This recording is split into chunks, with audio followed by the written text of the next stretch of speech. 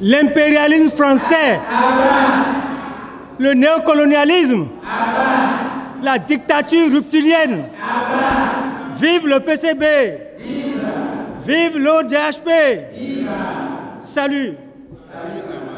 C'est pour moi un insigne honneur de conduire la délégation de l'ODHP, invitée par le parti aux cérémonies d'ouverture de votre 7e congrès ordinaire.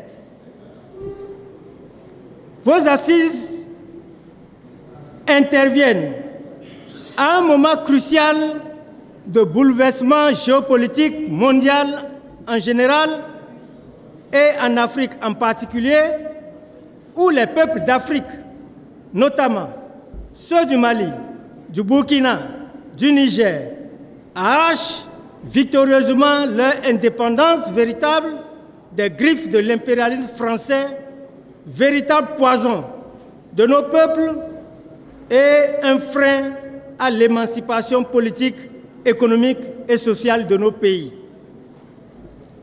Face à l'éveil irréversible des peuples d'Afrique, l'impérialisme français n'hésite pas à télécommander la guerre impérialiste et planifier de Paris l'agression du peuple nigérien avec la complicité active d'organisations traites comme la CEDEAO,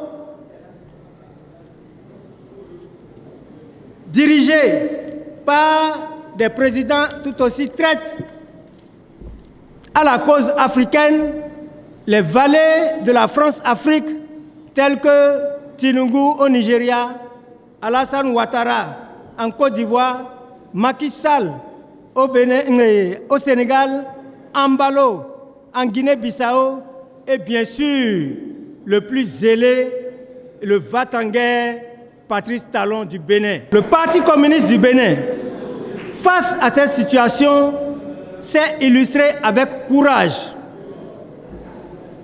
comme un génial éclaireur des peuples d'Afrique en général et ceux du Bénin en particulier pour créer l'Alliance pour la patrie et aider à la création tout récemment du Front contre la guerre au Niger.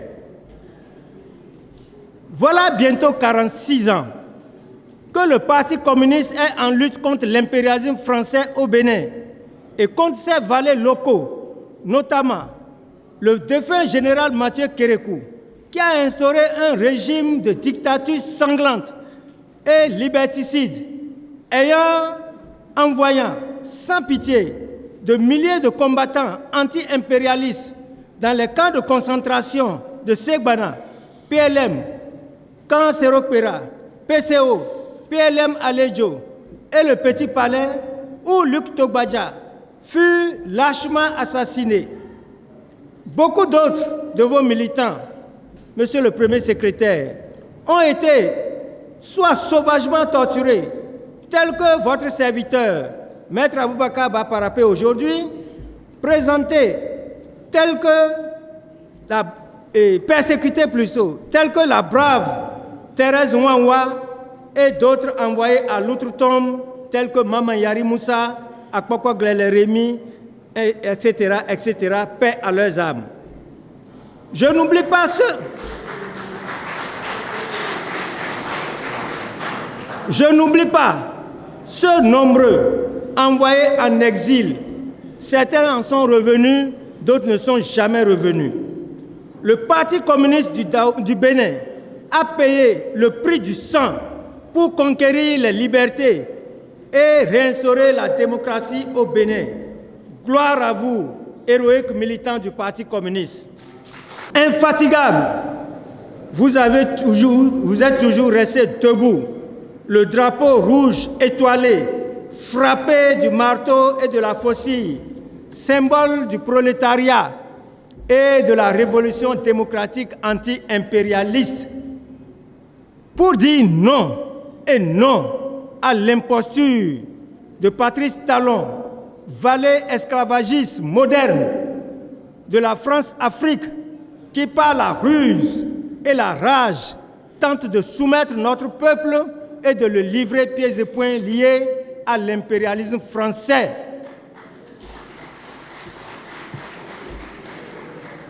C'est dans cette optique qu'il favorise l'installation des bases militaires françaises afin de constituer une base arrière pour l'agression de la France contre le peuple frère du Niger. Après avoir fait voter ces lois scélérates, mis sous boisseau les libertés, bâillonné la presse, il a par vagues envoyé de braves citoyens en prison après des procédures expéditives à la criette qui les a condamnés soit à 20 ans, 10 ans, 5 ans et j'en passe. De jeunes militants, de jeunes citoyens continuent toujours de croupir dans les geôles de l'autocratie rupturienne sans procédure, sans jamais avoir été, depuis plus de 3 ans, interrogés par la commission d'instruction devant laquelle ils ont été envoyés.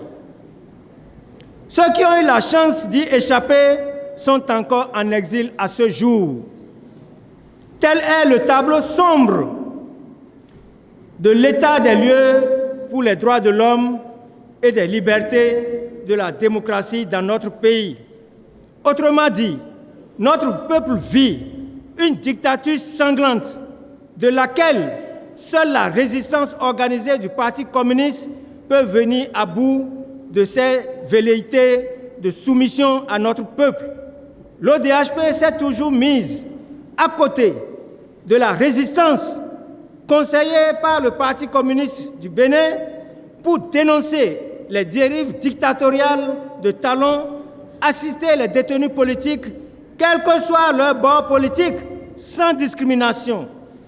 Dans le combat de l'ODHP pour exiger l'amnistie générale pour les détenus politiques et le retour des exilés, le Parti communiste a toujours été d'un appui précieux.